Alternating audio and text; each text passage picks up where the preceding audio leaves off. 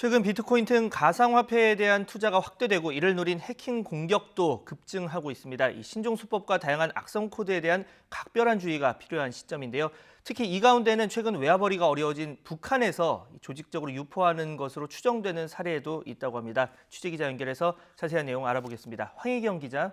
네, 통일외교 안보부입니다. 네, 먼저 이번에 발견된 수법 어떤 내용입니까? 네, 간단히 말해 가상화폐와 관련된 것으로 보이는 이메일에 포함된 인터넷 주소를 클릭하면 악성 코드가 담긴 앱이 자동적으로 설치되고 개인정보를 빼내가는 수법입니다. 수법 자체는 흔히 볼 수 있는 거지만 일반 개인이 피해가기 어렵게 교묘한 장치들이 숨겨져 있는 게 특징입니다. 공공기관 직원 A씨는 가상화폐 투자자인데요.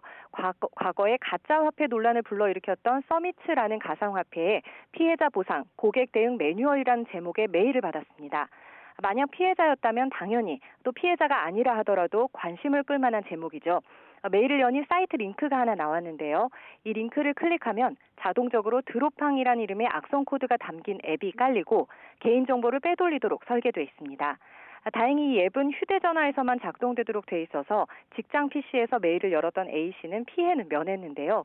특히 이 앱은 이더, 지갑, 코인, 토큰 등 가상화폐 관련 단어 13개가 포함된 파일을 선별적으로 수집, 절취하는 기능이 포함돼 있어 가상화폐 투자자가 휴대폰에서 메일을 열었다면 큰 피해를 입을 뻔했습니다. 네, 그런데 이 같은 사례가 이 북한의 해커 조직 공격으로 추정이 되고 있다고요? 네, 그렇습니다. 북한 해커 조직의 공격 여부는 해킹에 사용된 악성 코드의 방식이나 해킹 시도 지점 등을 분석해 파악하는데요.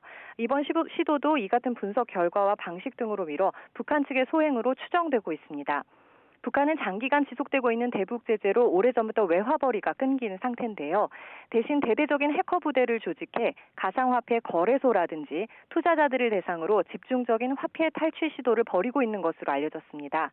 최근에는 거제시 아주동 수제 어묵 품평회 참가 신청서라는 제목의 문서 파일을 통해 악성 코드가 유포되도록 하는 수법의 해킹 시도도 보도해드린 바 있는데요. 특히 남북이 같은 언어를 사용하다 보니 국내 가상화폐 투자자들에게 금전 탈취를 목적으로 하는 해킹이 심심치 않게 벌어지고 있는 상황입니다. 전문가의 말 잠시 들어보시겠습니다. 김정은 위원장은 사이버 공격을 만능의 보검으로 인식하고 있고 사이버 부대를 직속으로 관리할 만큼 상당히 중요한 전략적 수단으로 인식을 하고 있습니다. 따라서 대북 제재가 앞으로 이제 장기화되는 국면에서 이 사이버 공격은 앞으로 더욱더 강화될 가능성이 높다 이렇게 생각을 합니다. 네, 조금 더 구체적으로 들여다보겠습니다. 이 공공기관 인터넷망의 경우에는 국가정보원에서 대부분 포착이 되는데 그럼에도 불구하고 주의가 필요하다고요?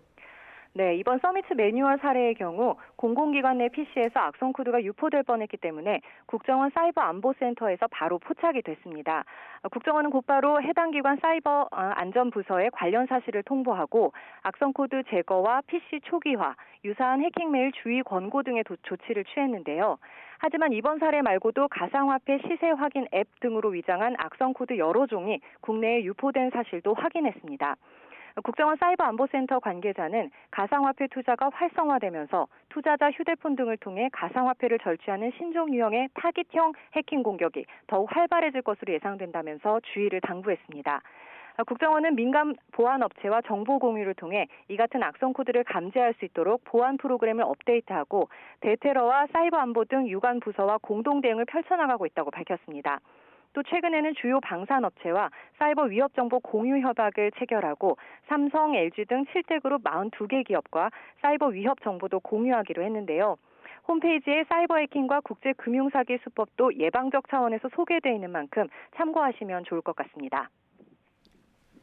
네, 관련 수법이 점점 교묘해지면서 일반 개인들이 사실 전부 피해가기가 쉽지 않아졌습니다. 주의를 해야 할 점 또 어떤 것들이 있을까요?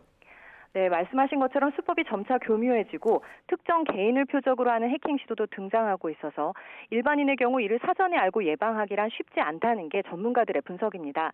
잠시 들어보시겠습니다.